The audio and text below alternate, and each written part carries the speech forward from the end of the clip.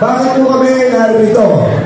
Kasi gusto po namin na ako, bilang tatakbo pong gobernador, humingi po ako ng suporta sa inyo.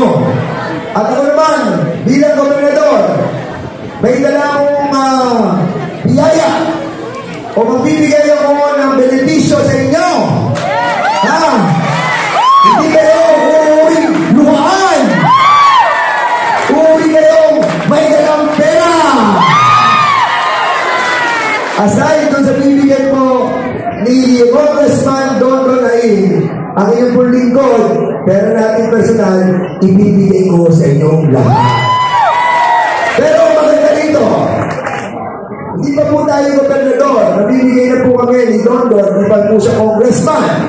Lalo higit, pag siya na naging congressman, ako naging governor, si Vice Governor ang naging Vice Governor General Mante, triple ang ibibigay namin sa inyo.